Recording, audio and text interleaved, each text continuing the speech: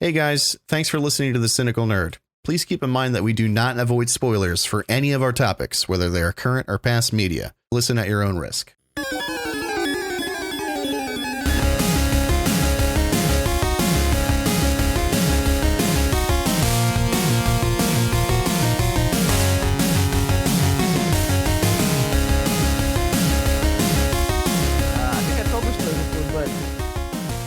I have LED lights behind my computer setup because I used to use those for the most ghetto version of lighting that I could muster. And like something's wrong with the green on some of the LEDs, so they're yellowish, so it's like a greenish yellow. Moral of the story is I used to just have them as white, and Grayson found the remote for them and changed them and then took the remote. And I have no idea where they are. So you're stuck with green. You're a green bean. I could turn them off. I could just go unplug them, but I'm that lazy. Should I do it right now? Should I do it because live? you look cool. It looks like intentional. It looks like deliberate. It's not. So nobody needs to just cut that part. Bleep that part out. Yeah. How are you doing today? You're very blue. I'm very blue. Opposite. Yeah. You know the song and those lyrics. It's finals week. I'm miserable. I've had horrible allergies for like 2 weeks. As soon as we're done here, I'm doing a final. I decided to sacrifice tonight so that I could have fun another night this week. I'm going to do the final tonight and then just go to bed. It's going to be very depressing, but it'll be good for that night that I'm opening up. How are you, Christopher? I'm okay. It's a complicated question as a 36-year-old man. Right. Some parts are good. Yeah. Had a good day. You know, need to lose more weight. Depressed about that. You know, no, it's everything is totally fine. Archer's doing good. You know, Grayson, Sam, the whole family's doing well. I'm trying to think if I have any funny stories of him, but I'm not going to force it because I feel like I don't. Have you stuck to it? Mostly. Yeah. Well, that's good. It's better than nothing. Yeah. I had a half of an Italian sub Sunday when we went to the pool. Dude, Italian. I've been craving. So weird you mentioned that. I've been craving an Italian hoagie for like weeks, like a proper toasted, delicious Italian hoagie. And here you go. And it wasn't from Wawa. It wasn't the sad soggy. We have an Italian restaurant down the street, and the bread was crisp. Everything was. You're making delicious. Me so hungry right now. It's unreal. And I had tacos for dinner. That's how my diet's going. I will say this, and I don't like to suck my own dick, but I have been working out like a motherfucker lately. I've really been hitting the gym. I've been going more often. I've been staying for longer. I've been my workouts have been more meaningful, and my lifting technique has gotten better. I am going to pat myself on the back. I'm doing very, very good in that aspect of my life. But the eating, because of that, I feel like has gotten worse because I'm like, well, my metabolism's through the roof. I just lifted all this weight so I can eat 6 tacos, which is what I did tonight. They were small, but there were 6 of them that I consumed right before I sat in this chair. So I might have to take an emergency shit in the middle of the episode. That's a very, very real possibility. But congrats on your diet. Congrats on that delicious Italian hoagie. Oh, it was so good. And yeah, let's start the show. Let's do it.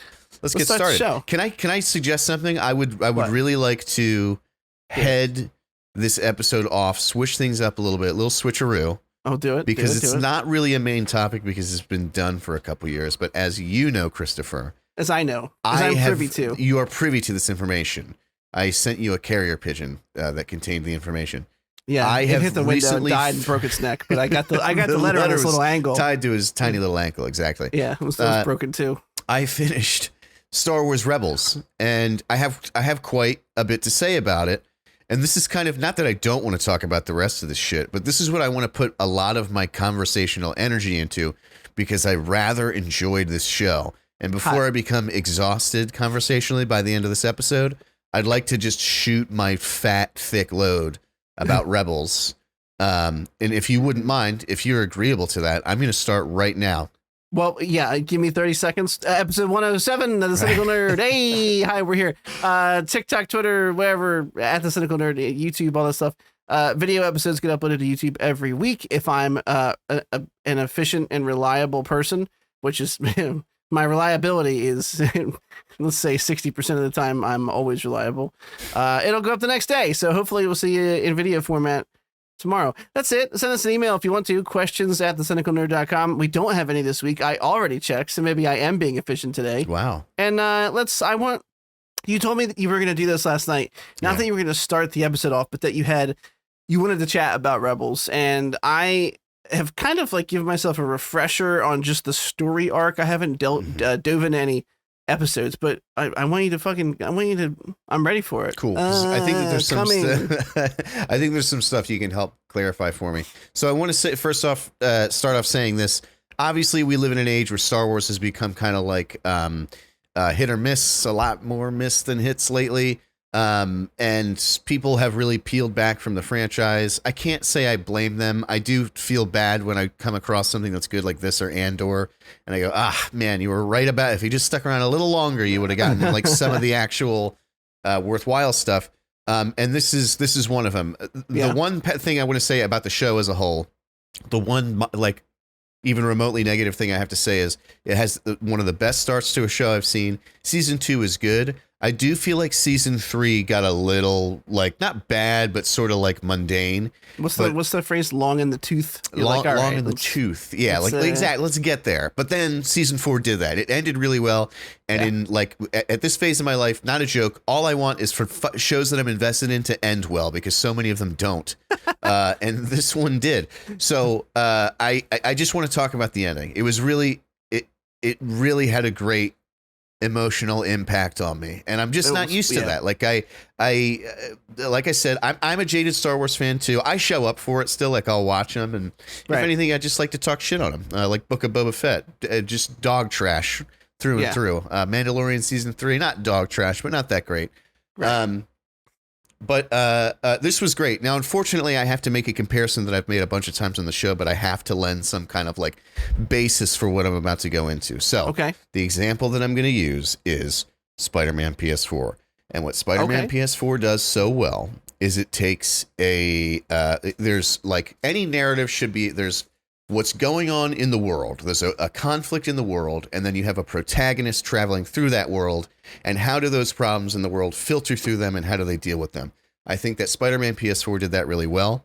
I think that in the end, you have this, climactic fight with Doc Ock where you're, he's using science for bad, and, you're like telling him how wrong he is and beating the shit out of him. And it's this the climactic moment of the game.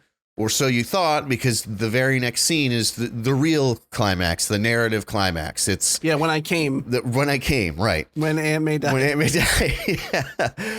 But in all sincerity, it's the scene prior is you have the mask on, you're on the rooftops, you're in front of the city, the helicopters are flying, the lights are on you, and there it's easy to go, we have to use science for good. It's like, it's easy to do it then when everybody's watching you, but then when you're in the room but it's just you and your aunt, and nobody would ever know if you did the selfish thing rather. Yeah. Nobody would ever find out, and you would have your aunt, and you would still have your big grandstand moment. But it's like, no, this is the real test. You just set it up there. Are you going to do it in here now? And of course he does, and I think that's what's so good about it is it's like it screams its point from the rooftops, and then shows it on it's sort of like macro and micro. It shows like the huge scale of it, and then in the room with Aunt May, he decides to let her die to save everyone. Perfect way of filtering sort of the world overarching storyline through the protagonist.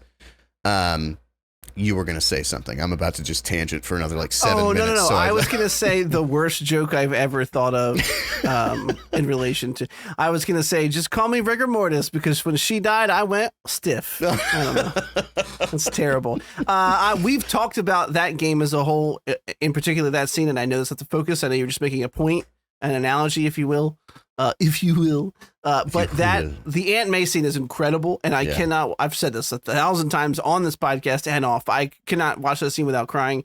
And it's a great, again, to use another cliche saying, it's like, can he, walk the walk and talk the talk? Like he's been preaching this to Miles and to Mary Jane and to Doc Ock when he's trying to save him by punching him repeatedly. Yeah. We get it. We understand the dichotomy. But then it, like you said, it filters down through him, and we get to watch him make not only the big bombastic, moral stance against Doc Ock, but the personal moral stance with Aunt May, and it's fucking heartbreaking. Yeah, but also wonderful character growth. And I think the same thing happened here in Rebels. And so anybody, if for anything I've said, if it has piqued your interest, just fast forward 5 minutes. If you don't want spoilers, because the real big ones are about to come out. I don't really want to cover the show as a whole and just stick with sort of the end of it, because I thought the ending was so good. Also, though, go fuck yourself, because the show's been out for years. Show's been out for like, I think it ended 5 years ago. So, but you should watch it. I mean, that's the whole point. So here's what it is. Kanan dies, right? Kanan Jarrus, voiced by Freddie Prinze Jr., which I didn't realize until like season 3. Great character. And I remember like saying to you at one point, here's what I'm getting at. I had a pretty good feeling that he was going to die. I didn't get anything spoiled like I usually do. It's just like, anytime you see stuff that sort of takes place a couple years after, you see Hera, you see Ahsoka, you see, but you never see Kanan. So I'm like, oh, that's kind of a bad sign. Just the sort of theme of Star Wars where like the master dies and the student has to kind of take over. It's happened 100 million times. So of course it would happen again. And just like he kind of had this case of by the beginning of season 4 where like all of his conflict and all of his sort of personal arc for the most part was like done.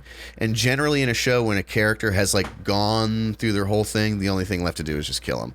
And I think that death is it's kind of weird to say this, but death is one of my favorite things in movies and TV shows. I think that death is something that in our lives is the one. George R.R. Martin actually said this. I'm kind of stealing this from him. Death is the thing in our lives that really is one of the main things that shapes who we are. You have kids, of course, that's another huge one, but like everybody has like a parent who died, a friend who died, a sibling who died, whatever it may be. It's like these are these huge big things that make you who you are. So I hate when shows like skimp out on deaths or like make you think they're dead, but then they like really come back, and it's just kind of like just feels cheap to me. So Kanan dies. Kanan dies in the most Kanan way possible. Oh, God, so good. I'm probably going to start crying. I'm going to recount it for everyone, just for the folks at home who haven't watched it. I hope that you do, and it's not in a weird like masochistic way. I rarely see something you've seen impact you so much that it brings you to like it's a physical manifestation. Well, if you watch these things with me more, you'd see it a lot more often. I am like such a crybaby when I watch movies and TV shows. It's like I just can't. You should have seen me when I watched The Whale. I was like gasping for air and like snot running down my throat. Dude. Yeah. So basically Kanan and Hera, who they've for the entire show have hinted that they have this like love interest in one another, but they can just never, Hera has the rebels to worry about and Kanan has the Jedi code, and it just never really happens. And they're on top of this fuel depot waiting to be picked up by Ezra and Sabine. And finally Hera just confesses, hey, I love you. They kiss. He gets that one last thing he needs. And a second later, the Ezra and Sabine show up on the ship, and what's her name? Governor Price shoots this gas tank that they're standing on, and Kanan jumps off of the ship, and he basically puts up like a force shield, holding the flames back so that everybody on the ship can make it out. Hera, of course, having just professed her love for him, runs off of the ship after him. So he drops like one half of his shield and turns around. And a true epic Jedi moment. So good, dude. And he stops her, and then he actually force pushes her back onto the ship. And he still has his shield up with the other hand holding. That is like my favorite shot in the entire show of him, like with the. And at one point he realizes they're not going to leave me here. They're not going to leave me here to like and then we're all going to die, and this will all have been for nothing. So he drops his last shield, turns around, and force pushes the ship away. Of course, being consumed in the flames and letting everyone make their escape. They're all sobbing the entire time they're flying away. It's awful. I watched it one night. I had a couple drinks, and I watched the episode before that, and it was like getting pretty late. And I was like, I'll watch one more episode. Why not? Right before bed. And so like I was like a couple drinks deep, and I was just like weeping at this scene, dude. It was so, it was just like, I mean, like I went back in my bed and then I pulled it up on my phone and I was like crying again. I think I was texting you at like 12:30. Anyway, so why does that matter? I think it matters because you have Ezra, who is not like a bad or selfish person, but in the beginning he's a survivor. Like he has had to do shitty stuff to kind of get by, and his whole arc throughout the show is sort of not just learning like the Jedi way, but also just like Kanan is kind of showing him like, hey, you have to sometimes like put yourself in danger to save people that you care about, or you have to allow yourself to care about people, which makes putting yourself in the way, between them and putting yourself between them and the danger more easy to do. Ezra has this great scene in the last episode where the Emperor like basically coaxes him into thinking like, oh, you can be with your parents again. And that's, of course, Kanan, the one thing that he wanted was to be with Hera, and he couldn't get it. He had to save her. So it was either he got it. We found out. Well, yeah, sure. He got at some point. Timing on that's a little confusing, but and so Ezra's right there. His parents are in front of him. I don't know what they're fake. I don't know what the story is there, whatever. But he kind of dupes the Emperor into thinking he's going to, and then he tears down the Jedi Temple. And right when his parents say, "We love you, Ezra," and then he like tears this temple down. So fucking good.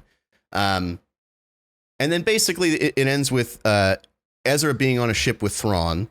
I will say this: I hate the whole whales that travel and can go to hyperspace. I cannot stand that plot point. But they do a lot of animal stuff with Ezra, and I know it's like an established canonical force power that some people have, but I also do not like it as much. And they're called Purrgil, which is a horrible name. Yeah, and they're in the Ahsoka trailer, so they're going to be around. Yeah, I figured they would be.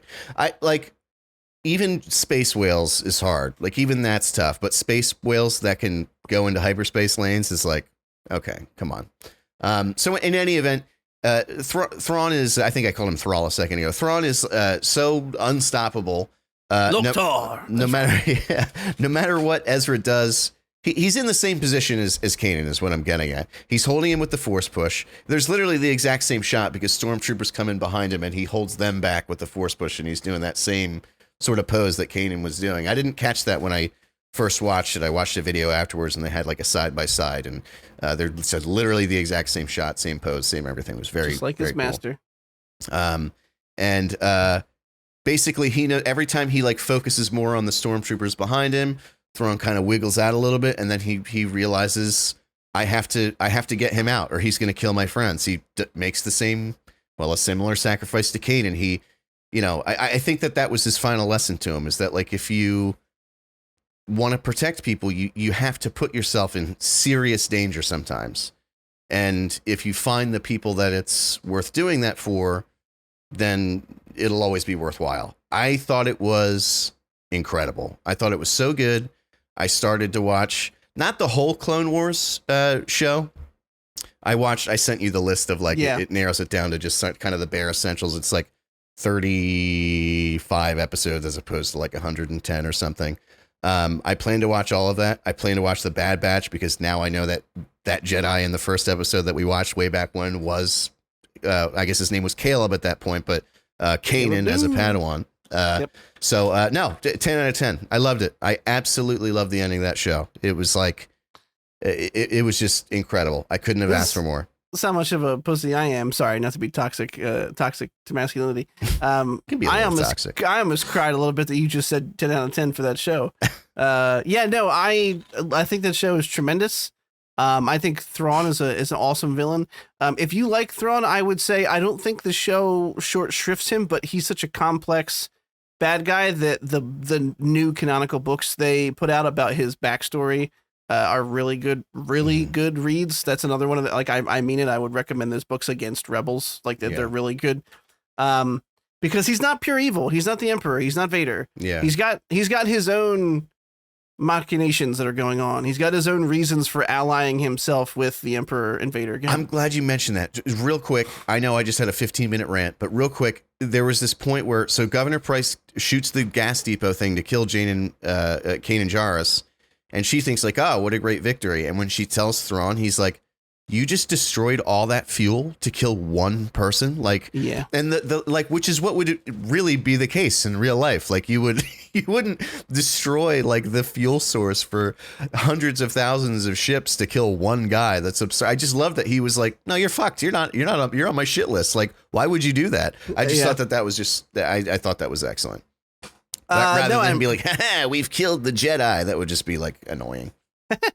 They do a neat mix of his original Legends canon introduction and also obviously a new twist based off of what's currently canonical. yeah, I don't want to spoil his backstory, but he comes from unknown regions of space, like the Chiss Ascendancy. His race is not a normal member of the Republic or the Empire. They live outside of those bounds, and they're like right on the edge, and they come into our territory. And Thrawn has his own reasons for allying with the Emperor and the Empire, but they're not all evil. He's not out there trying to take over the galaxy. He's getting very specific reasons for what he's doing. So I think they're going to go into that I've mentioned this before. I think they're going to go into that a little bit with the Ahsoka show, and I think that the movie might culminate with those reasons. I can't really say anything else, but I think it's very cool and very interesting. I love Lars Mikkelsen. A lot of love to the other Mikkelsen brother that doesn't get a lot of spotlight, and I'm glad that they're using him in live action to reprise his role as Thrawn. I just the tactician. Wait, is that Mads Mikkelsen's brother? Yeah. Wait, seriously? Yeah. That's very cool info. That's a good fun party fact right there, my friend. So it's just an FF right there. Lars, right? Lars? Yeah, Lars Mikkelsen. Mads Mikkelsen's brother, I do believe. Okay. Yeah. Yep.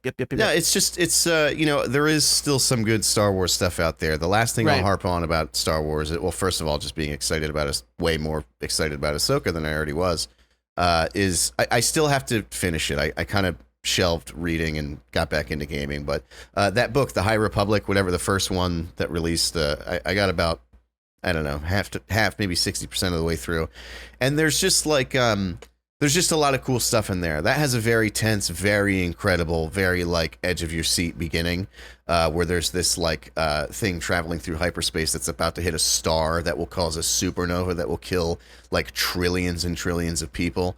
So there's this one Jedi who her like unique force ability is that she can essentially just speak to like thousands of Jedi at one time if she concentrates hard enough. She's like a speakerphone. Right, exactly. She's like Xavier with Cerebro. I thought it was cool how, first of all, her thing is she spins her lightsaber in front of her with the Force, and the whoom, whoom, whoom, whoom, whoom. She gets to a certain frequency, and that puts her into the meditative state to get her to like launch her thoughts out. So she basically convinces like thousands of Jedi all over the galaxy to push this thing in hyperspace. Just like all it needed to be was like a millimeter to just barely miss the star. And there's this aspect of like all of them knowing the importance because she sort of transmits that to them like telepathically. Yeah. And they then go into such a deep trance that they're in the middle of a battle, and like so many of them just die because they choose to let themselves slip so deep into their meditation. Like there's one who's in like a starfight or whatever, and he gets into this meditative state and he helps, of course, push this thing. But since he was so deep down, tapping into the Force, he crashes and he dies. There was another one who was like mid-fight on a bridge or something, and they like fell off the bridge. That kind of stuff is just so cool. It makes it just less like, oh, we can lift rocks and you'll let me in the door. Like it's just cooler ways to show how the Force can kind of manifest itself. So yeah, it's that kind of like inventive like use of Force powers that really to me still says like, oh, there's still some room here to do cool stuff that you haven't seen yet. It's like not just not just Boba Fett season 1. I love it. I love Thrawn. I love the way it ended. I'm very excited for Ahsoka. Obviously, I love the character of Ahsoka, but it's also piggybacked on the fact that this is more or less a successor to the Rebels TV show. It looks like, and I can't wait. I can't wait to see what the fuck Ezra and Thrawn have been doing. There's a big mystery there, and I think that's really exciting and cool. And Filoni is really good at these big, massive, long-running stories and plot threads, and then giving them like satisfying payoffs. So he just wears stupid hats. It's his only. It's his What's thing. with the hats? Do something else. Yeah. Wear a beanie. I don't know. Everybody's got to have a flaw, right? It had to be somewhere. We found At least it's not silly shoes. All right. We have. So anyway, we love Rebels. Paul Rubens died. Rip Paul. Rip Paul. We got what are we at? A half hour? We're doing fine. We can tear through the news. We have a couple trailers, and then we'll talk about our main topics. We didn't record last week. We had a sicknesses. That's what happens. Sick There's kids nine everywhere. is the plural. Sick nine. So I'm not gonna keep. We're not gonna we're gonna gloss over a lot of these, and a lot of these are fluff articles anyway. because FYI, the SAG-AFTRA Guild and the Writers Guild are still striking. So like, there's actually not a ton of movie news coming out right now, which means that I actually think it's good for us. We'll be able to focus more time and energy on talking about these projects in depth, like we just did with Rebels. And you know, a spoiler alert, we'll be covering Across the Spider-Verse for next week, which I'm very excited to start watching. Yeah. I can't wait for that. But anyway, Paul Rubens passed away, and I would argue even more surprising is the Euphoria star Angus Cloud, who played Fezco, died 25. You know, by all accounts, it sounds like he may have taken his own life. That's very sad if that's the case. He's 25, though. I can't imagine how else it would have happened. Yeah. I was never a huge Pee Wee Herman fan. I don't have a huge attachment to Paul Rubens, but he's just been one of those icons that's been around and in the public lexicon for such a long time that, you know, I heard it, I went, oh, well, that sucks. Yeah. But really, I'm going to use this as a platform to say that Paul Rubens did nothing wrong. Yeah. I'm glad we've reached the point as a society that we can admit it. Yeah, he did not. Paul Rubens did nothing wrong. Listen, when I was younger, I don't know if it was just my school or if this is a more widespread thing. Maybe you can tell me. And I think I mentioned this in our chat the other day, so this is not new.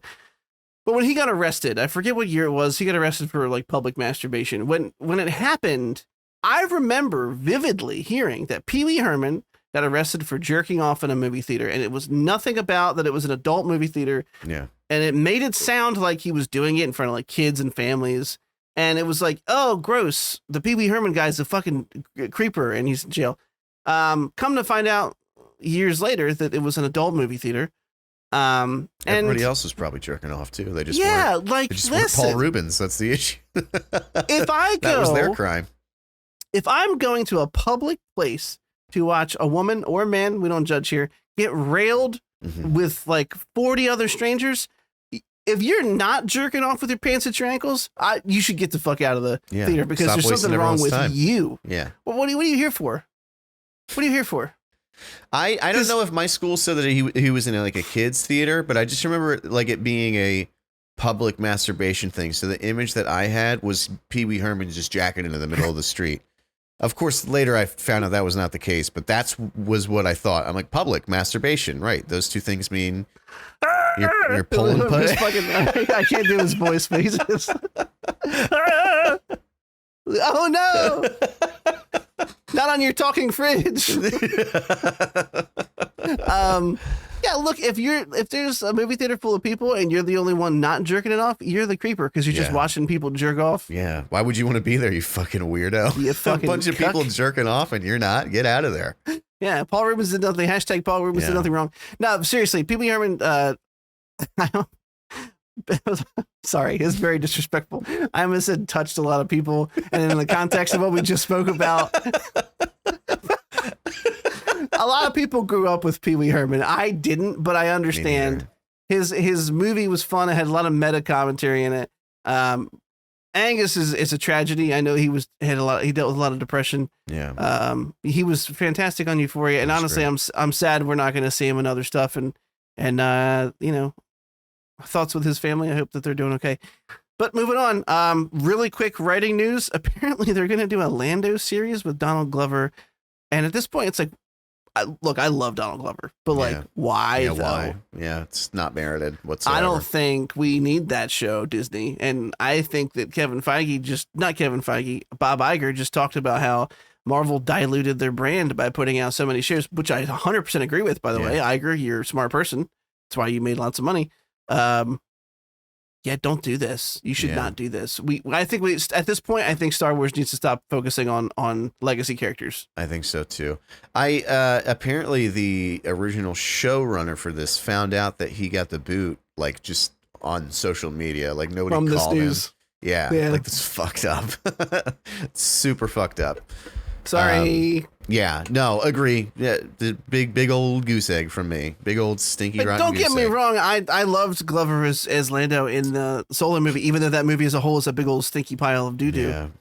But I really liked him too. He got his mannerisms down very well. But it's like, isn't also that a enough? Smooth motherfucker. He's really just a smooth motherfucker. He could convince me to do a lot. Okay, I did. Use your imagination.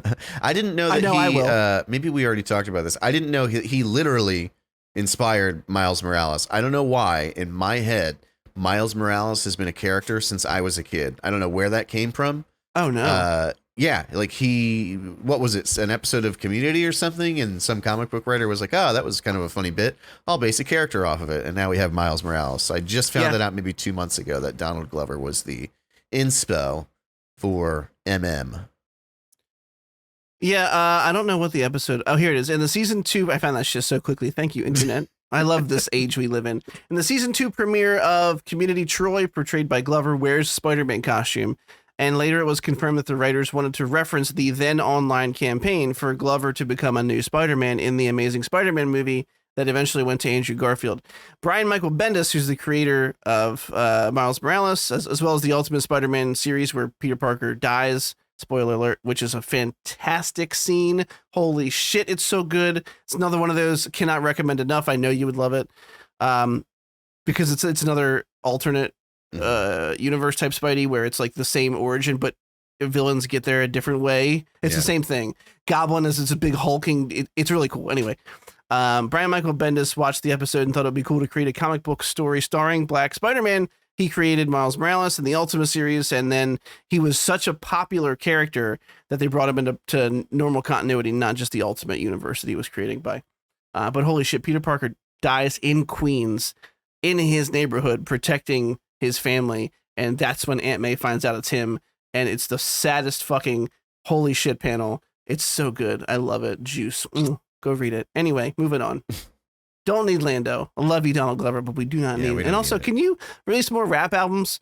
Because I think he quit. Didn't he like definitively say like I'm done doing this now? I could have sworn I remembered reading something. He probably did, and it's a totally valid choice. You do whatever you feel you need to do to continue your artistic expression. But I love his early hip hop albums. Yeah, they're very good.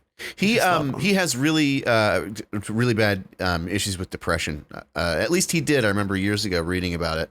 Because he left Community for the same reason. Like, he just felt like this is not, like, I thought that acting and being the funny guy was my thing, but it's not. And he had this whole, like, post on Twitter or something where he was like, Dan Harmon hates me. Like, basically just totally digging into himself. And everybody was like, whoa, dude, we love you. Like, we absolutely love you. Relax. So I think he has, like, a weird, no, that's a mean way to put it. I think he has a unexpected issue with depression that makes him sort of just drop things. Yeah. Speaking of dropping things, I'm just kidding. It has nothing to do with the next topic. Pixar's Elemental is now the biggest original Hollywood film since the pandemic. I only brought this up for like 2 reasons. Well, really 1 reason. Elemental came out and by all accounts, when it first came out, looked like a bomb. The movie was not doing well. It has since go on to have these crazy legs via word of mouth to be. It's this crazy success story for Pixar now that it like when it first came out, they thought, oh no, like you guys lost your touch. I've heard it's very good. I've heard very, very good things about it. I've also heard it's really good. It was the only original released since theaters shut down in 2020 that made more. Oh, never mind. That line sounds like completely stupid. The factoid is being stricken from the record. Anyway, it did really well. So good for them. Listen, I want Pixar to continue to create new IPs as opposed to making Toy Story 20. Yeah. Because that movie has gotten not only 1 fantastic ending, but 2. And I can't imagine they could continue doing that. Yeah. So I'm not mad at Inside Out 2, though. I got to tell you. Just no more me either. Bong. No, that's okay. I think any new IP, if worthy, should sequels, a trilogy's fine. I'd be okay with that. Yeah. I feel like if you introduce enough interesting characters, then there's plenty of material to get away with. But after that, you're pushing it. You know what I mean? Yeah, you're pushing that shit. Don't push. Yeah, you already killed Bing Bong, which is the saddest part. Take it to the moon for me. Oh God, that part's so sad. I've mentioned this again before. I feel like a fucking broken record, and I can't even. If I say "Bing Bong," Samantha goes, "Oh."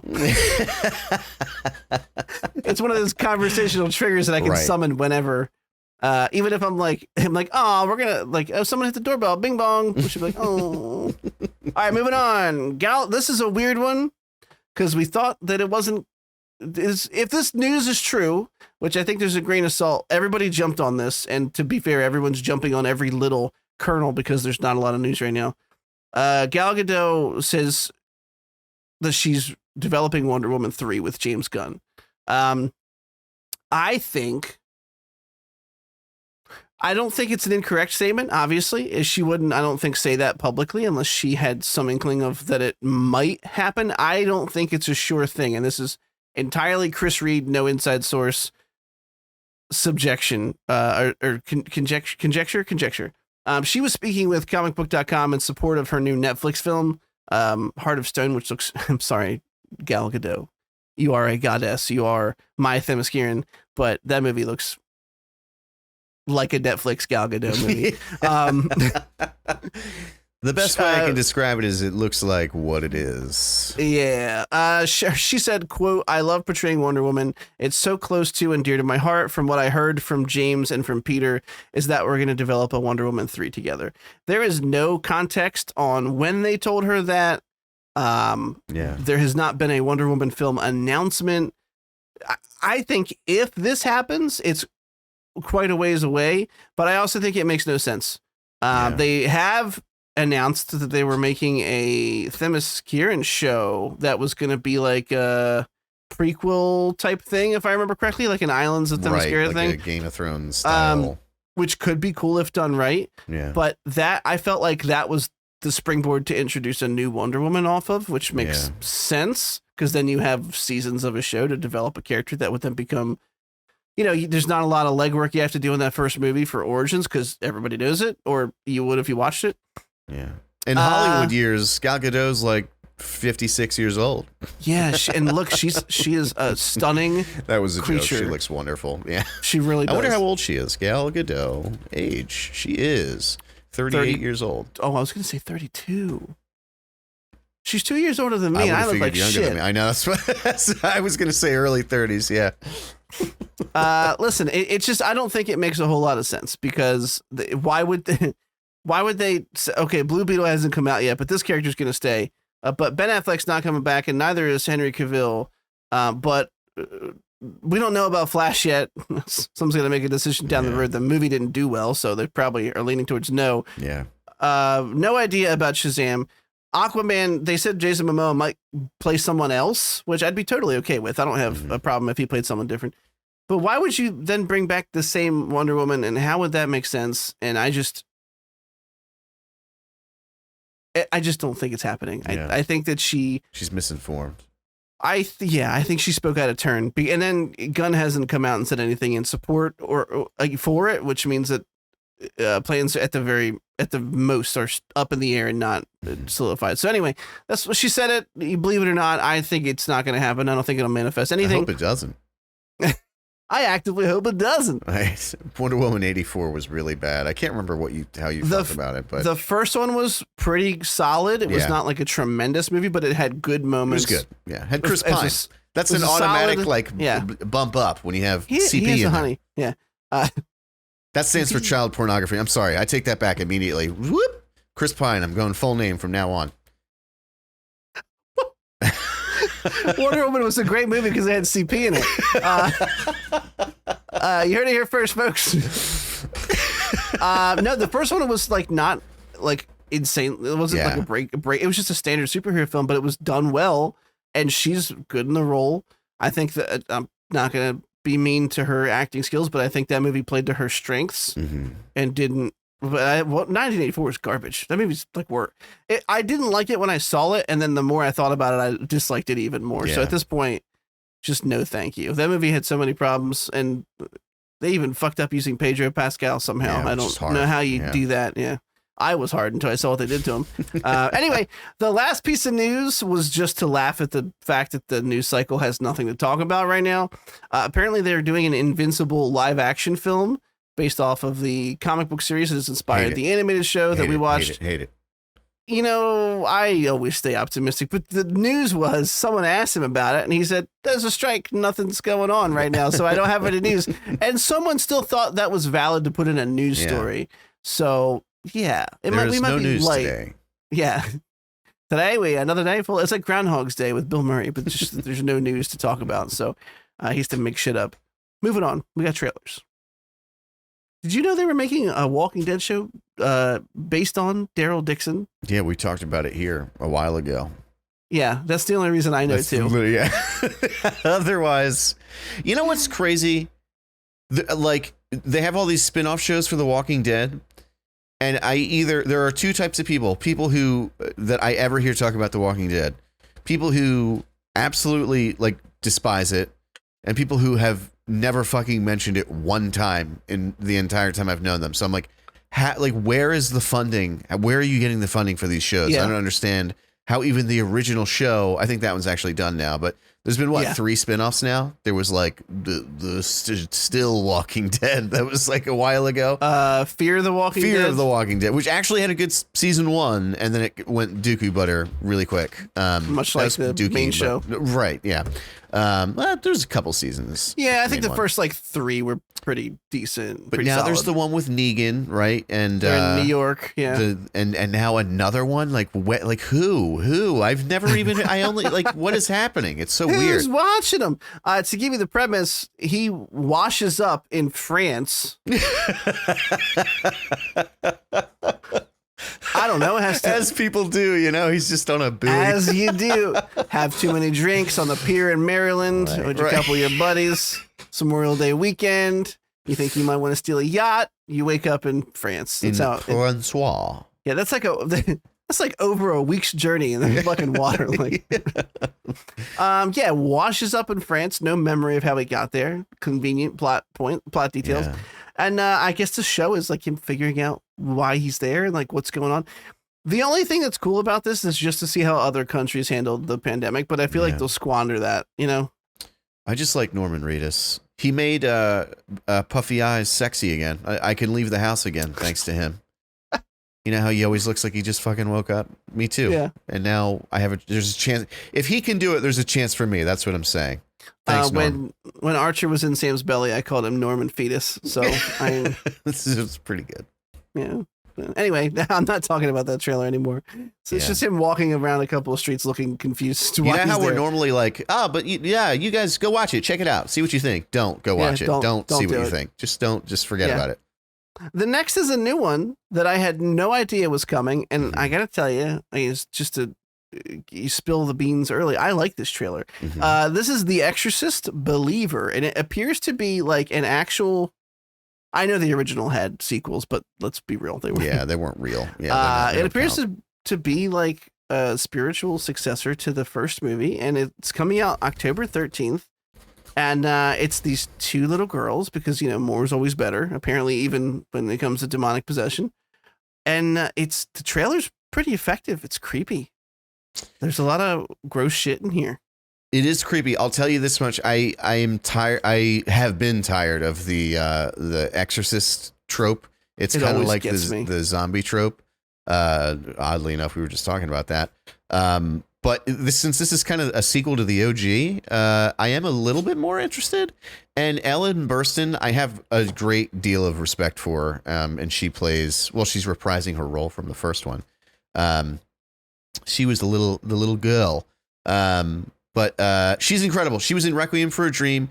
I remember when I was like 10 years old, I watched Requiem for a Dream, and there's a scene where her character is going on about how lonely it is to be old. And even at 10, when I had no idea what it meant to even be a teenager, this woman's monologue about being old had me weeping. And to this day, when we're done, YouTube, Requiem for a Dream, the old scene or something. I'll send you a link. I'll figure it out. And if you don't cry, I don't know, I'll suck your dick or something. We'll figure it out. But it's a very sad scene. So her being in this, long story short, is a huge boon to it. So I actually think it was a little creepy as well. Ellen Burstyn. I wonder how many guys made jokes about I'm going to be bursting in here. Yeah. When I meet Ellen, I'm going to be bursting. Anyway. Yeah, moving on to the next trailer, which is Castlevania Nocturne, which we've been waiting for it feels like such a long time. Yeah. And I gotta tell you, this trailer, very weeby. Okay, Don't you didn't get go me the direction wrong. I thought you were. Don't get me wrong. No, I love this trailer, and I can't wait for this show. But there is some very weeby shit in it, and I remember watching it and going like, oh, sick. It was like this. It was like sick, sick, sick, sick. I'll still watch it. Sick, sick. Animation's phenomenal. So A studio did such a wonderful job with the original Castlevania. This comes out very soon. It's September 28th, the end of next month. Yeah, it follows Richter Belmont. We talked about this before when it was teased, but it feels like it's been such a long time. Yeah.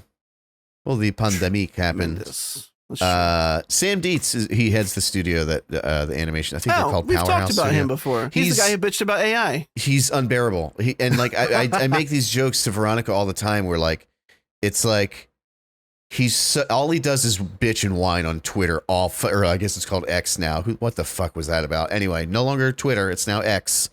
You don't send out tweets, you send out I don't know, X's or something. But all he does is whine all day. It's all he fucking does. He's just such a crybaby. He's like 40 years old.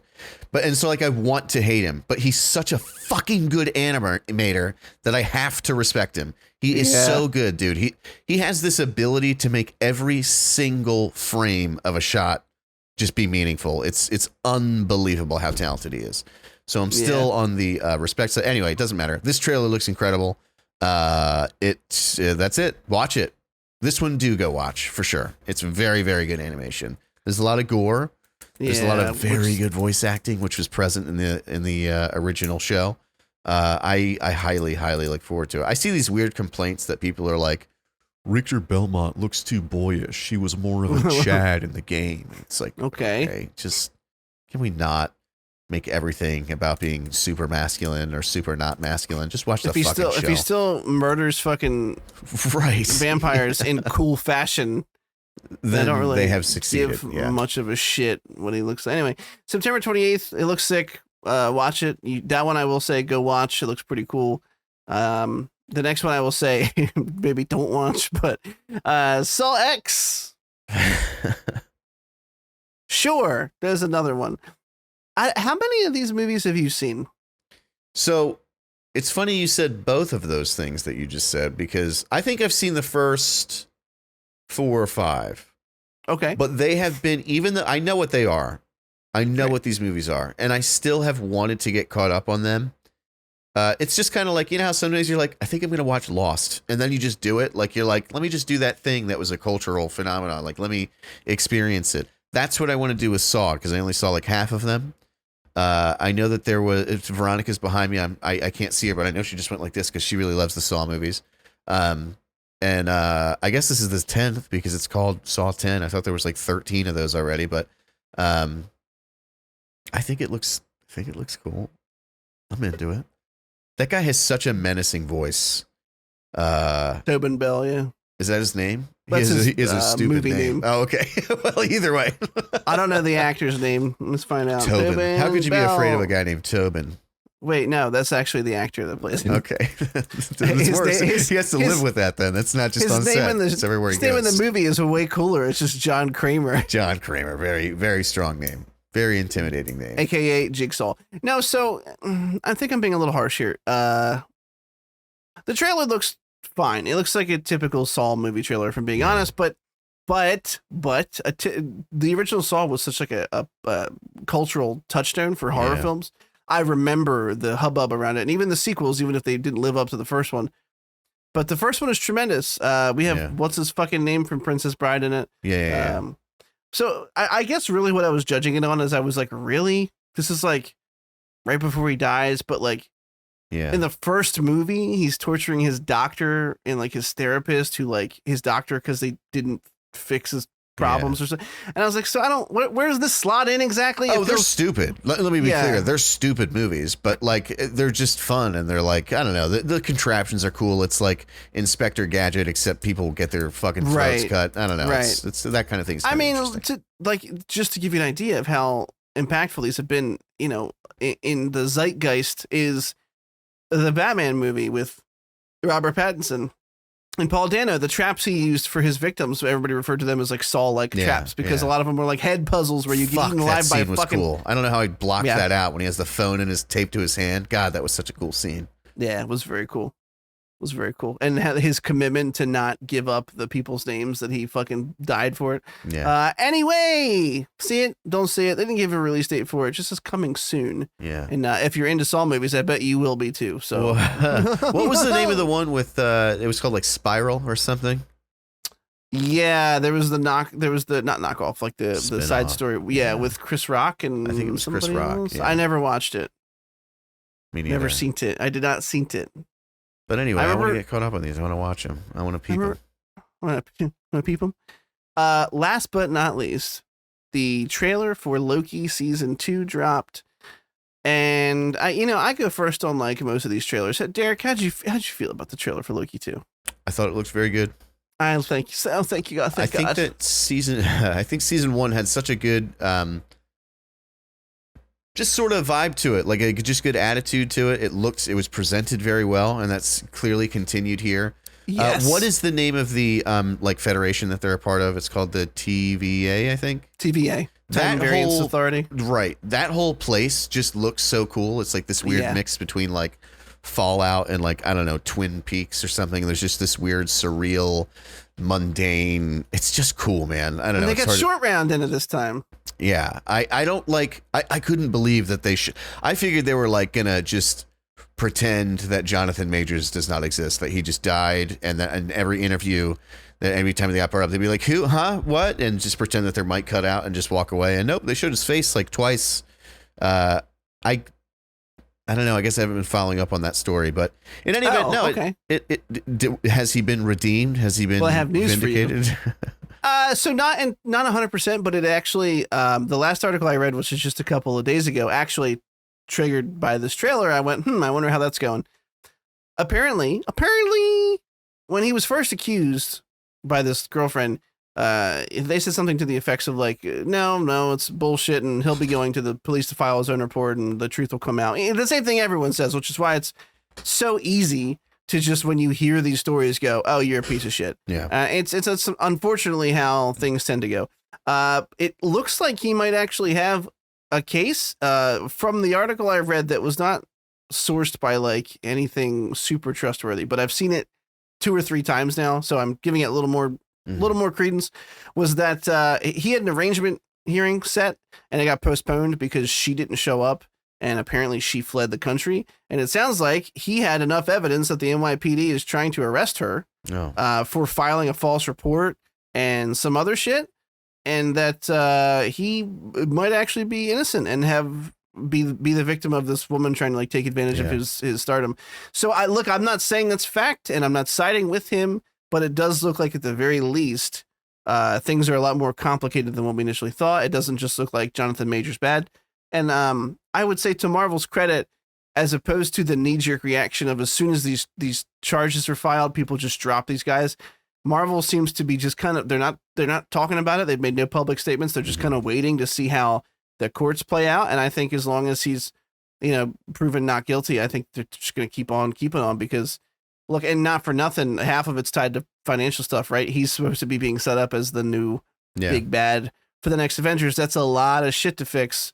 Then again, we're dealing about timey-wimey stuff where 3 different Spider-Mans look 3 different ways. So you kind of have an out either way. No, but yeah, so the answer for that, the long story, is that he may not be as clear-cut guilty as we once thought, and he might be exonerated, actually. So I'm very happy you pointed out the look and feel of this trailer, because that's the fucking chef's kiss, I think. It looks incredible. Like you said, there's like a Twin Peaks vibe, like almost like Control, the video game, like that headquarters, like there's this real like mystery air of, I don't know, it's like it looks 50s, but it doesn't. Right. And Tom Hiddleston's so fuckable. Oh my God, dude. He's such a honey, bro. What a hairline. Jesus Christ. What a fucking hairline. And him and Wilson, or what's the fucking guy's name? Wilson. You got it. You got that's it. Right. Him and Owen Wilson. He apparently is a piece of shit. Oh, this is fun. Owen Wilson is apparently, I stole your thing, a total piece of shit. He has like kids that he refuses to believe are his kids, and like will not pay for them. Well, do they have his news? they make this face. Because you know what they Dad? say. Nose. And it's crazy because like he plays the kind of the same role in every movie he's ever been, and he's like the hapless, like I'm doing my best kind of guy, you know. And so you just start to think of him that way over 25 years, and it's like, damn, maybe this guy is a piece. I don't know, but I don't want to Jonathan Majors him though. I got to find out more, and I'll report back. Are you saying Owen Wilson's real life is the sequel to Wedding Crashers, right, where he knocked up all those chicks and now has a bunch of kids he doesn't want to? Exactly. No. What was that kid's first words? Dada? No. My kids all say, wow. There's a couple cool nods to season 1 in this. You know, there's the whole thing with Loki being like ripped through timelines. That effect looks really cool. Mm-hmm. And he shows up in front of a jet ski shop at one point, like a power sports store. And, you know, a nod to the first one when Owen Wilson was talking about how all I wanted to do is go ride jet skis. Yeah. No, I don't know. I don't know what to expect from this series. I just know that the look and the tone and the vibe of the first season was great. And if they can do it, if you go back over all the Marvel shows, the only one that had any like severe impact on the rest of the Marvel universe was Loki. Yeah. It introduced the character of Kang and essentially is what started breaking the timelines. And if they can do something even half as meaningful to impact the rest of the MCU and tell it in a cool way, then I'm going to love season 2, you know, just as much. It looks really fun, and it's got a great ensemble cast. And yeah, that's it. And let's just fucking segue right into Secret Invasion. First segue MT. also October 6th, so it's not that far away. I see, here's the problem with skipping a week. Most of the rage I felt has dissipated. Has tempered. I'm a happy person by default. Yeah. And I don't hold on to anger for listen, I liked that show. It's basically WandaVision 2.0 for me. Yeah. I liked that show until the last like episode and a half, and it went tits up. Yeah. It was a cool spy thriller with some cool character moments and character arcs. And then in the last episode, it went over the top CGI. It made who is arguably now the most powerful character in the MCU. You realize that, like, Emily Clark is essentially the most powerful person. They implied, have not solidified it yet, but they make the implication that Rhodey has been a clone since his legs were broken in Civil War. Not a clone, a Skrull, which means that he wasn't there for the death of his best fucking friend and, you know, all that shit. Mm-hmm. And that's crazy. And I know there's a lot of nuance, and you could say, like, you know, because the Skrulls aren't all evil, they have their own goals. So you could say, like, oh, well, the one that was pretending to be him really was friends with Tony in their own way. Mm-hmm. But fuck you, because if the real Rhodey missed all that shit, I don't know.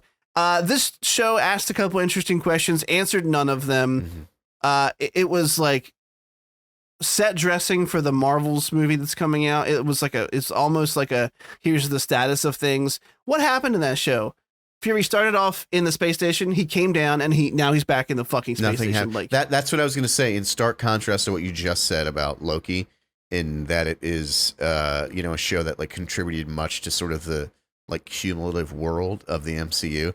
This is the issue, I think, with a lot of the movies, but especially the shows, is that there's just nothing's different. Like, I feel like when you have 20 some movies and all these shows, every show, something should change so that when you get to the next thing, it's like, oh yeah, right. Everybody's noses are upside down. The nostrils point up now. That's what happened in the last one. And now they got to fix that. That's the thumbnail. I just got to figure out whose face I'm twisting around. But it's just, there's nothing lost, nothing gained. It's just like characters that were introduced. Well, I guess like Kobe Smulders died, but I don't really give a shit, to be honest. And everybody thought that was going to be some master stroke by Fury, where she was actually like a Skrull to, you know, and she was going to be alive, and that didn't even turn out to be true. She's just fucking dead. Yeah. Sorry. It sucked, and the CGI was really bad, and the fight was really bad, and the speech of not Nick Fury was really bad. There was a lot of grandstanding. What happened? What did I do? You did nothing. You said the CGI was bad, and it made me think of the little Drax arm. Right, the little curly. Like, let me use my strong hand. If I just put my hand in here and I fuck it. Scary Movie 2 is a classic. It's a very good movie. None of it mattered. A lot of the speeches were you could tell they wanted to be like, oh, wow, this is very insightful. And they just didn't feel that way. My favorite part of this entire show was in, I think, the first or second episode, was when the camera got real close and he said, I'm Nick Fury. Even when I'm out, I'm in. I was like, And then it was all downhill from there. It was just all poo-poo butter. Talos' death meant like nothing. I thought that was going to, like, something was going to come up with that. Nope. Yep. Nope. Just a bad show. It was basically... The whole purpose of the show was to tell us like the smallest handful of things. People know about Skrulls now and America's mad at them, aka a xenophobic analogy to certain past presidents, I think. B, Talos is dead, so Ben Mendelsohn's not coming back for Miss Marvel. Okay. And like, that's it. Like, otherwise, everything else, you could have told the entire plot of that movie off screen in 2 sentences. Yeah. And you'd be better off for it because, you know, like you said, I mean, the show just Fury's entire relationship, finding out that he had a wife that was a Skrull, could have meant something, but it didn't. It didn't, because you were introduced to and yeeted away from this relationship in the same span of episodes. It matters not at all. We're gonna see him back in space in Miss Marvel at the fucking Saber station, and he's not gonna mention her. Yeah, Yeah. You know that I'm always the fucking optimistic. Like, I'll find something to love. And there were things in the show that I liked. But if someone would ask me if I recommended the show, the answer, honestly, is no. Now, it was yes until that. And then when I realized that ultimately it means nothing, it's a waste of your fucking time. Don't watch it. Yeah. Look up a synopsis. Unless you want to see how well Sammy J has aged. Because he's incredibly well. He gets a free pass to the glory hole. Yeah, well, he doesn't have any gray because he doesn't have anything. It's in the beard, baby. The beard. Yeah, that counts. That tracks. It's a good point. And you gotta know the pubes are gray. So. Come on, Sammy J, give me the gray. I'm sorry. Okay, moving on. I would say don't recommend at this point, but you know, do you, boo boo, if you want to go watch it. Yeah. We both, you and I both talked fairly highly of it in the first like 2-3 episodes. Yeah. Asteroid City. I'm gonna end on Superman. This is another Wes Anderson film. It's a Wes Anderson film. That's it. That's everything there is to say about it. My review is over. No, it's a good movie. It's a well-made film. It's a good thing. Just say it sucked. Just say it. No. It's just that his style does not speak to me as a viewer, and I mean that sincerely. His visual style is instantly recognizable, and I applaud him for that. And it's beautifully shot, and everything it has this quirky little indie Wes Anderson style. It's not for me, and it ends up detracting from the experience for me because every time something happens, I'm like, yeah, well, okay, of course you did it like that. Yeah, of course the alien was like stop motion. Yeah, his style Spoiler does alert. appeal to me. I rather like it. I just think that I don't know if it's his storytelling or like maybe he just gets good writers sometimes and bad writers other times. Like some of his movies, I think a lot of his movies, even though they're presented well and they're shot well and everything's very geometrical and the colors pop, and I like all that. But the story has to be engaging. The people have to be, they don't even necessarily have to be likable, but they just have to be like endearing in some aspect. And in a lot of his movies, they aren't. I think that The Grand Budapest did a great job of having that Wes Anderson presentation, but there was just very charming characters throughout. Fantastic Mr. Fox is another great one. What's the other stop motion one he did? It was incredible. Isle of Dogs. Never saw it. It was good though. Yeah, very good movie. They all have his style, but they have good characters and tell a good story. This didn't. His last one that people were just sucking the dick of, The French Dispatch. Same thing. I thought that movie was so like, again, it looked good. It had that Wes Anderson feel to it. It was filled with pastel colors. Right. But I just couldn't wait for it to be over. It's just like, I don't know. You got to tell a good story. It can't just look good. The thing that I wouldn't really call it an epiphany because it's not that smart of a statement to be called an epiphany. You're going to be like, huh, at first, and I'll explain it. And it may or may not, you may or may not agree with me. To me, Wes Anderson falls mentally in the same bucket as the Gilmore Girls. And I'll tell you why. That's a huh? I'm gonna connect the dots, and you can tell me if they make sense to you or if they form an amoeba that is shapeless. Okay. I would call it a nebula, but that's okay. Samantha loves Gilmore Girls. She's you to Wes Anderson, right? You love Wes Anderson. She loves that show to death. She will watch it over and over. I can enjoy it. I have found that I enjoy it. I've found something throughout the seasons of that show whenever I happen to be paying attention. There are lovable characters. There are well-written scenes. The writers of that show, I forget their names, but they wrote most of the show, I think, into the last season. They write a lot of the characters the same way. And by that, I mean, they speak the same way. They have the same sort of cadence and delivery. It's like they all speak like Lorelai. If you've watched any of Gilmore Girls, she has this thing where she will say a thing and then make a social commentary reference and then mention a movie. And it's this whole little package of if A plus B plus C equals Lorelai's speech. And they write so many characters that at a certain point, I'm like, you tell me everybody in this world fucking talks like that? That's not how people talk.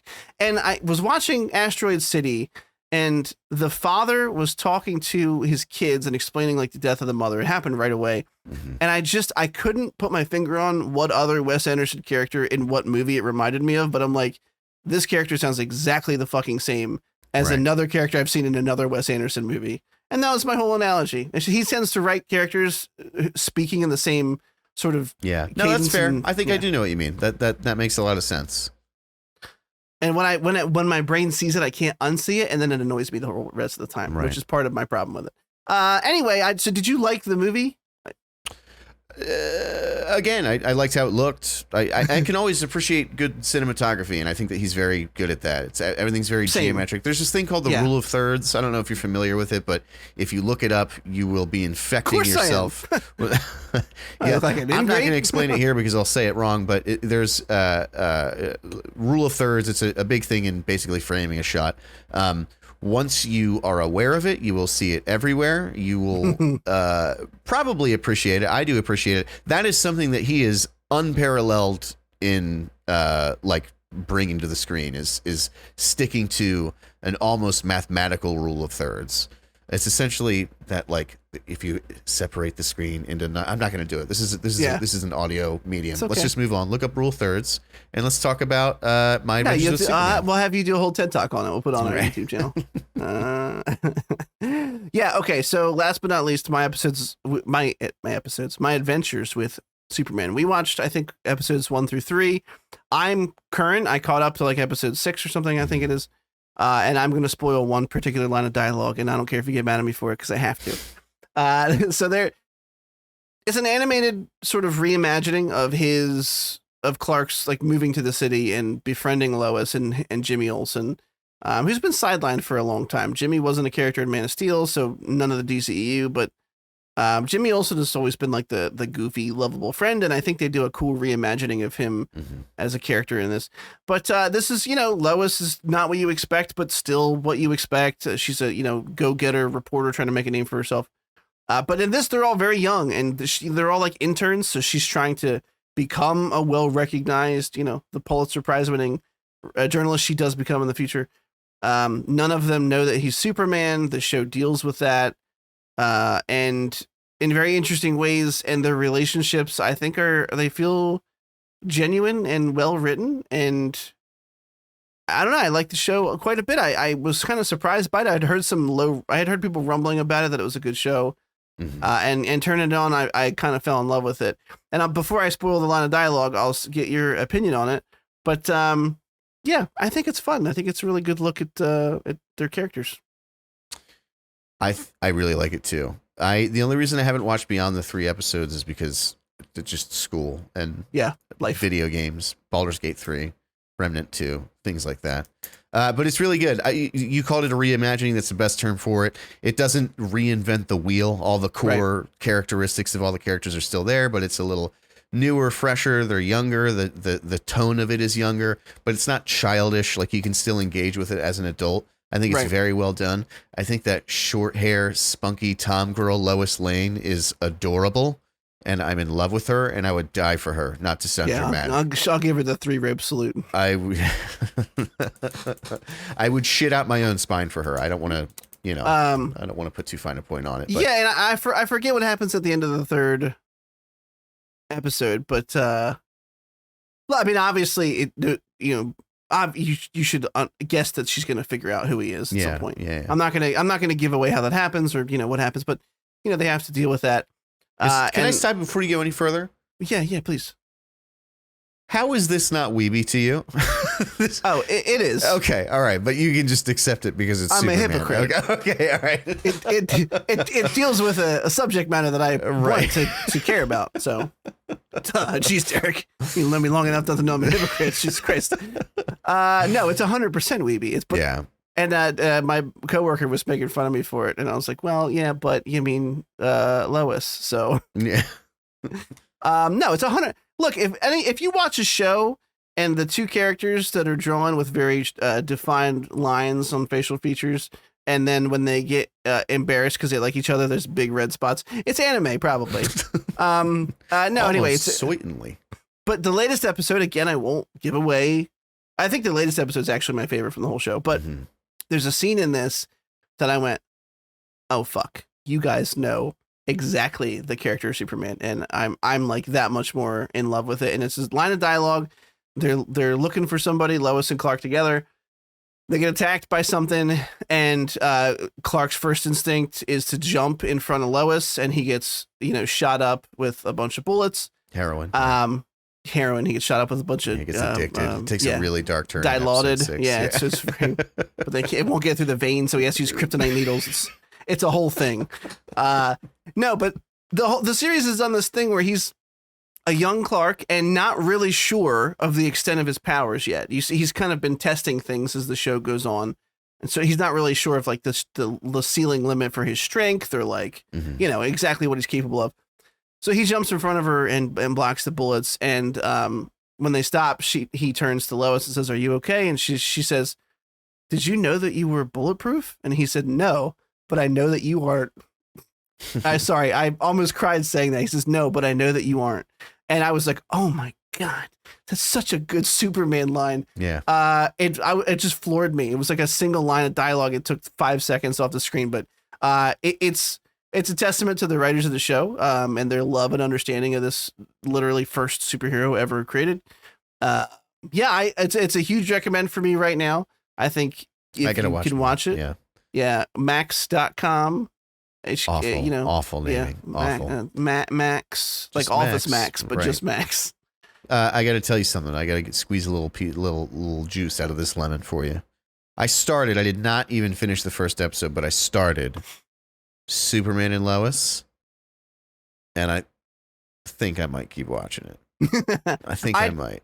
Didn't I watch the premiere when it was coming out? I think you did. I think you and Scott did actually, but I didn't or something. And I liked it. I remember I liked it. It's got a good tone to it. I just keep, whenever it's word of mouth, like whenever it's like, I hate like accolades where people are like, this show, like it's like the company that made it talking about all the awards that they got. I'm like, okay, stop jerking yourself off. When I just hear people talking about it or just see like my friends posting about something, I'm like, that's the biggest like indicator to me that I should probably check something out. And that is all I've heard about. Like, I guess it's the final season, the one that just aired, that it's apparently very, very good. And I'm like, I might have to dip my toes in, my little toesies. My little toesies. That's it. We're done. We're done. We did it. And it's a testament to our tight friendship that we're able to keep this. I didn't even look at the time, but it's an hour and 15, baby. Nice, short, succinct. Which is a lovely word. I just have to find out what face I'm going to invert the nose on for the thumbnail, and we'll figure out a fucking Papicio, which is a title. I gotta tell right before we go. Yeah, I haven't done the whole "Hey Grayson, this is the Spanish word for this" in quite a while because I'm starting to get worried he's going to do it in front of somebody he's not supposed to do it in front of. They're not going to understand that Daddy's just an idiot, and he's going to offend somebody. And that's the last thing I want is for my son to be an unknown racist or xenophobic. You want him to be a known racist. You want him to be sure of it when he does it. If he's going to do it, he better know what he's fucking doing. So I've been leaning off of it, but on his own the other day, I'm going to ruin it because I don't even remember the example, but he literally was like, "Hey, Daddy, do you know what the word is for Superman?" And I was like, "What?" He was like, "Burn." Like, It's a Spanish word. And I was like, no. And I somehow suppressed the immense amount of laughter that I was trying to come out of my body. And I kneeled down and I said, look, kiddo. Because every time it's happened, Samantha's giving me this look like, you better fix this. Like, you got to make this right. And I said, look, buddy, Daddy used to do that as a joke to make you laugh. I said, however, I need you to understand that there are people that speak different languages out there. And if you go around telling people that you know words in their language and then you make up something like that, you're really going to hurt their feelings. And I think it really registered. He's getting to that age where I think like actual memories are forming. Yeah. Like that will stick around. And he really, like, you know, kudos to my 4.5-year-old son. He was like, okay. And then went on to jump on the couch until I had to yell at him to knock it off. He got on Facebook and he said the N-word. Yeah. He went out there and he peeped it. Sorry, an early era riled it. God, dude, I don't even like look at my Facebook feed from before 2010 because I'm afraid of what might be on there. It's hard. Oh, the only reason I do it is to delete all the cringy stuff that I used to say. That's big man status to go back and delete it. I just assume that the way that you just said it made it imply that I dropped hard R N words on Facebook. I never did that. No. Just to be totally clear. No, you didn't. Pete did. Just so everyone's No, it was somebody who's not here and can't defend themselves. It was them. Yeah. See, I that might even be wrong too. Look, I don't know what people did on their Facebook. I know I said a lot of cringy shit though. Yeah, me too. It's a lot of song lyrics. A lot of like Taking Back Sunday lyrics. Oh, no. Yeah, my history is not a good one.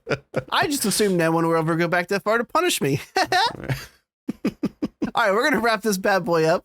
Let's wrap it up. Where can everybody find you at? They can find me on Twitch and Twitter. I have been twitching some with the BG3 and the R2.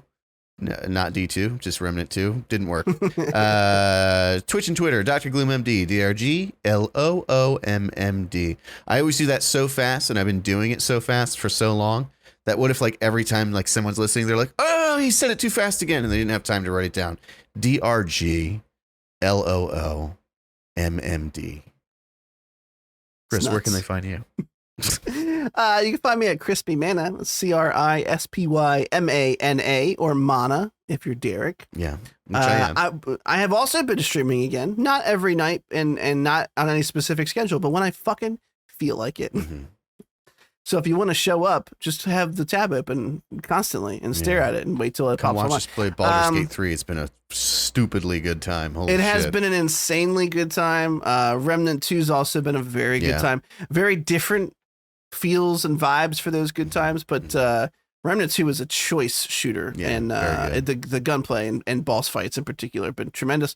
Baldur's Gate's just a fun time to get in some trouble with your buddies. Yeah, good old laughs. Fun. Yeah, we've had a lot of good moments. A lot of sneaking around camps looking for unknowing victims, if you know what I'm saying. Catch us next week. Same time, same channel. We're going to watch Across the Spider-Verse definitely for next week. Yeah.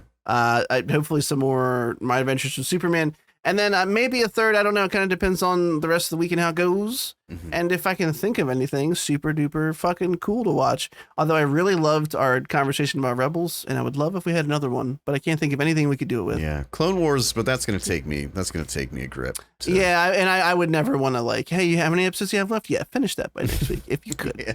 I'm going to need you to come in on Saturday. There's a lot of TPS reports that need to be filed. All right. I love you. We'll see you next time. I love you too.